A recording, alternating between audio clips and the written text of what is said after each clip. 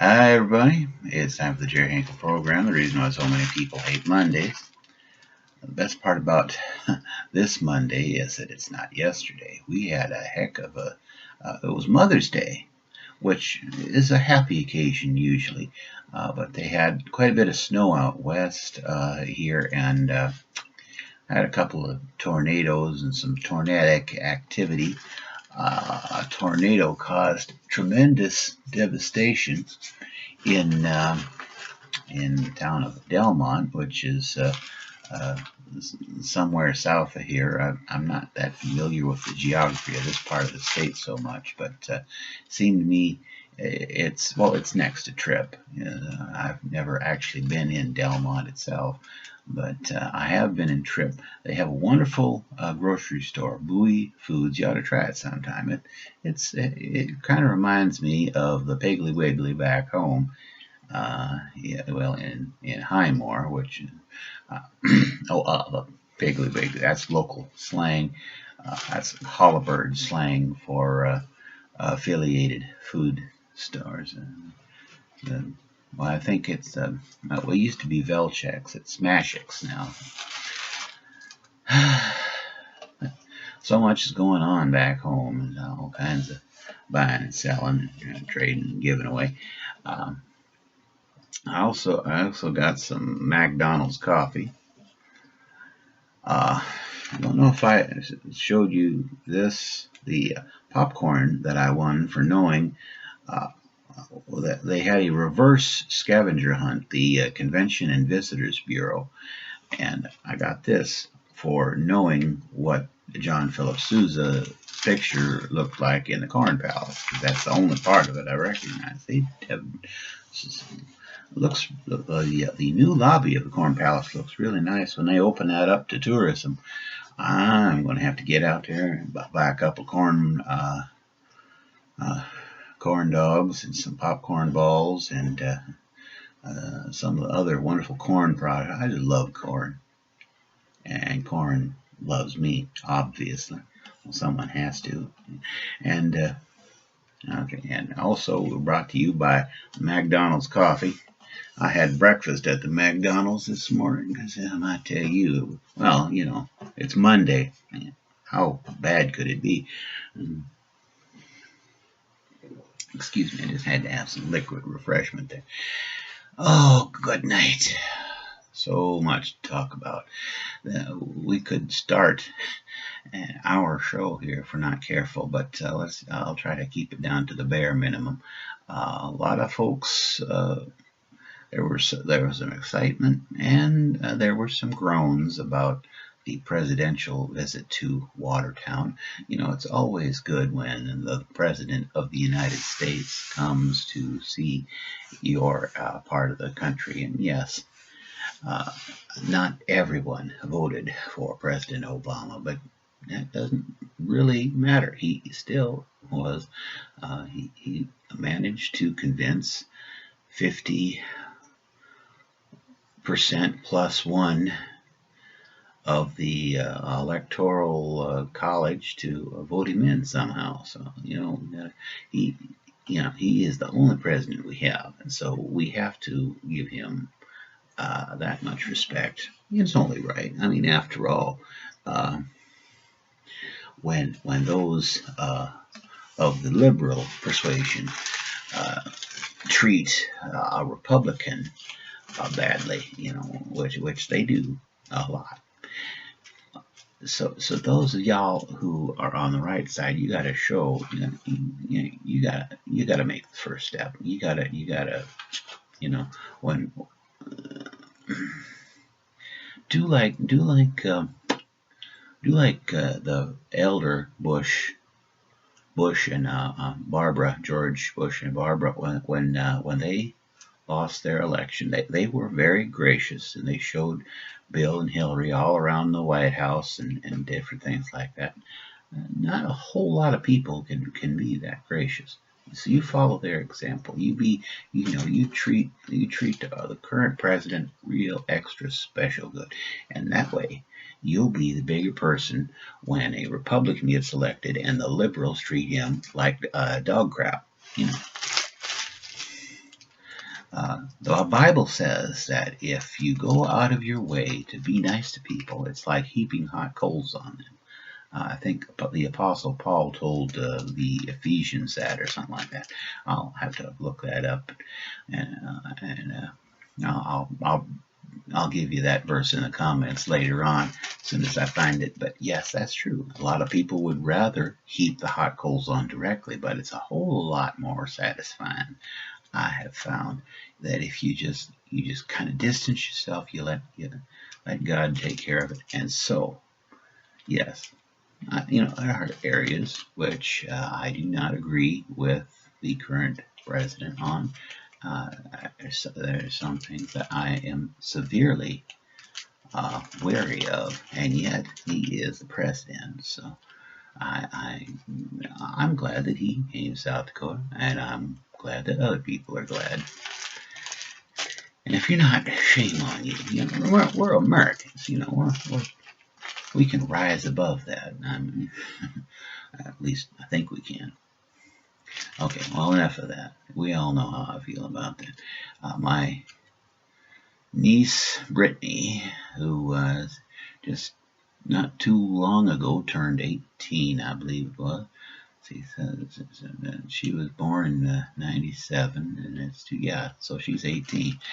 And so she is graduating high school. It does not seem like that is possible sometimes, and yet it is actually happening. And they had the baccalaureate, and so we're starting into the last week, and so that's really something. I have missed so much in the past 8 years of Brittany growing up. I still remember the little girl who used to do all kinds of, and she was always doing something that would make you laugh or something like that, just to see. And so that's kind of a bittersweet thing. But you know what? She's going to go out west to the school of mines and study paleontology, whatever that is, and she's hopefully she'll enjoy that. To me, I would not enjoy paleontology at all. Of course, there's nothing that I do enjoy, which is why we are here together. This I enjoy. Unfortunately, ain't nobody gonna pay me to do this. I'm only making these programs. Let's face it, the Jerry Hinkle program is only good enough to give away. Ain't nobody gonna pay me to do this, and so I do it with love. I hope y'all know that. And my goodness. So what else we got to talk about? Did I mention the snow and tornado? Okay, we mentioned snow tornadoes. We mentioned Obama. We mentioned the corn. I mentioned the coffee. Mother's Day. I hope everybody was real extra special good to their mother. You should be good to your mother every day, but you should be extra special good on Mother's Day. Mothers give us so much, and the fathers too. I always think when I think of my mama, I think of that Merle Haggard song about the fellow that turned 21 in prison doing life without parole. That wasn't me. What I was doing when I turned 21, I was in my parents' living room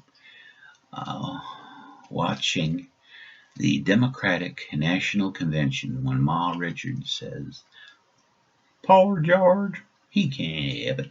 He was born with a silver foot in his mouth." Well, I'm sure. And if you're not familiar with that speech, and you're even the least bit curious, I'm sure you will find a clip of that on YouTube. You just Google Ann Richards, poor George Silverfoot, something like that. Well, if you enter enough information in the Google machine, you'll figure that out.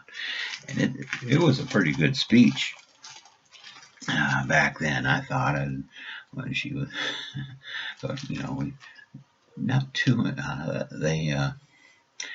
The biggest criticism back in 1988 was about George Bush was that he was an unknown quantity, meaning they didn't know what to expect from him, and there was a perception uh, that he was something of a wimp,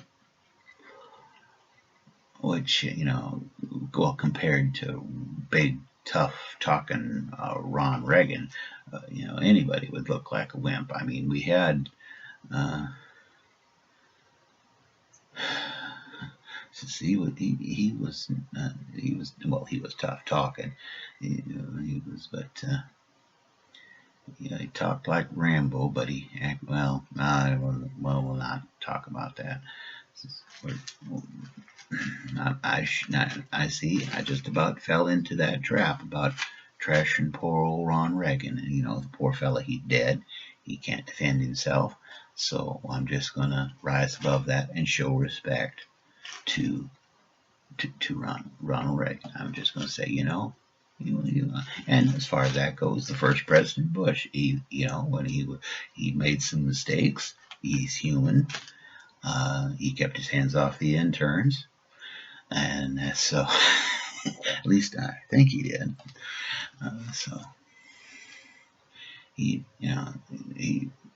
when he said no new taxes, I thought in the back of my mind, well, of course, no new taxes. He's just going to raise the heck out the old ones. And so when that happened, I wasn't too surprised.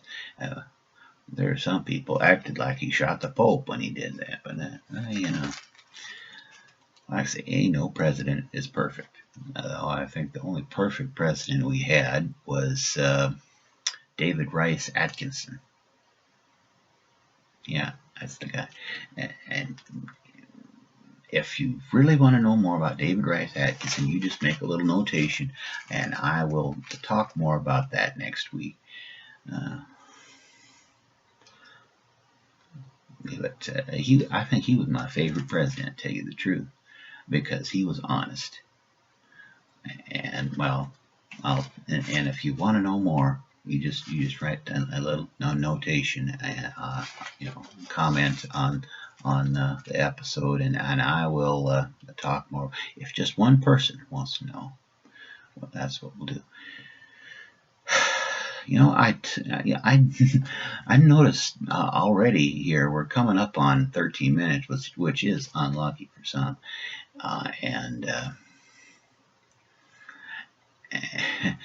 last week when I had Jonah at the Ramada Inn, I wasn't talking so much. I think what I need to do is of course, there's not enough room here for two people, but I think I was in a hurry to get that done and over with. Is probably what it was.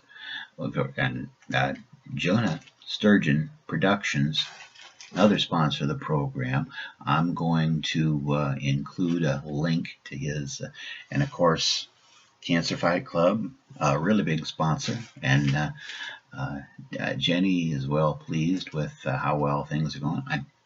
I haven't heard anything about selling more T-shirts, but I'll but all this month I promised I'd wear this, and yes, I have washed it in the interim.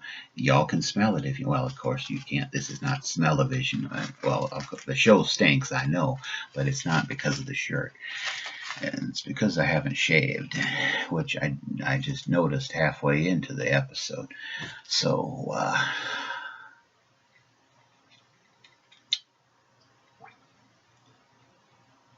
I suppose we should sing about Mama, shouldn't we?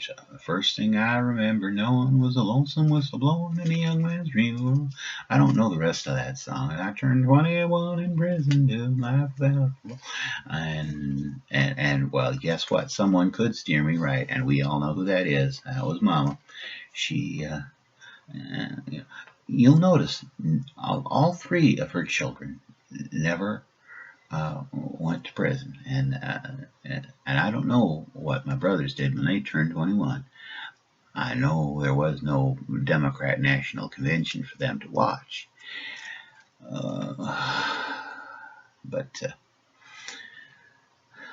I can't. We all became, my oldest brother Dougie, who, and interestingly enough, when the tornado hit, first call I got was from my brother Dougie, and y'all know I don't exactly treat him very charitatable on the program here, because because mom and dad like him best. But let's face it, there's a reason why they like him best. If he was having a tornado, I wouldn't give a because that's just oh well, that's too bad, so sad.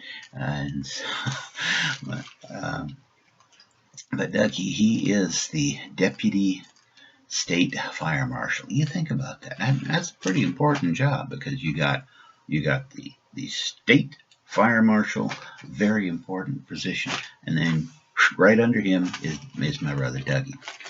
So, so if something ever happens to the actual state fire marshal, he'll be ready to step in there. Of course, let's hope nothing does happen, because uh, I tell you, and he must be doing a good job, or somebody in the media would be hounding poor old Dougie. So let's give props to him. And my brother Daryl is the president and principal stockholder of the Hinkle Trucking Company, and I don't have a shirt to promote them, but I do have a hat, and if it ever gets cold in the Ashley Kringen studio, I'm going to wear that sucker in good health and show you and promote the heck out. And Daryl's just about as busy with being the president of Hinkle Trucking as he can be. So there's somebody's treating him good. And then, of course, there is me, and I am here. Well, I have a couple of, I work at Pizza Hut and Walmart when I have time. Sometimes when I don't have time, I do that. But that's one thing. And I almost forgot we were going to talk about the work ethic. Someone had mentioned that young people don't have the work ethic, and this is blaming that there was a major one of the major industrial companies here in Mitchell. I'm not going to mention which one, because that would I don't want to reflect on any of their stockholding. You never know, they might, but anyhow, I don't want to sound like I'm bad mouthing the company at all, but I do have issue with the CEO saying that kids are lazy, and that the parents made them that there are probably cases where that is a fact. But you take my niece Brittany, who's graduating, 18 years old. She has a great work ethic. Now, I don't know that she would be able to do the job that you all, because it's a different kind of work ethic. But she's had all kinds of honors heaped on her, and it's a. But I suppose that's a bad example, because she's not a welder. I'll tell you one thing though: you want something welded, you hand that sucker to Daryl, and when Daryl's not trucking, he can weld like a son of a gun. He's good at the welding. So, well, anyhow, not every young person has a poor work ethic, and when they do, it probably is the parents' fault. But I don't think we have too much to worry about that. One of the things about here in Mitchell, we have like a 3% unemployment rate. So if you don't like your job, you can quit and you can go somewhere else. It might be some kind of a hassle, but yeah. Okay, so, and we are coming into, this is a record territory here. I have managed to ramble on for nearly 20 minutes, and I haven't really said anything, have I? Well, that's just the way it goes. I'll try. could sing Mammy, but I had planned on doing that, but I was looking it up, and I did not know. Some people see racial overtones having a white man sing about a mammy, and I've read, so we don't need any racial tension on the program. Man. So I guess I could bore you to sleep, or we could wrap it up. So until next time, this is Jerry Hinkle with the Jerry Hinkle program. God be with you. Do the best you can. And hey, get out of my bathroom. You're disturbing my privacy.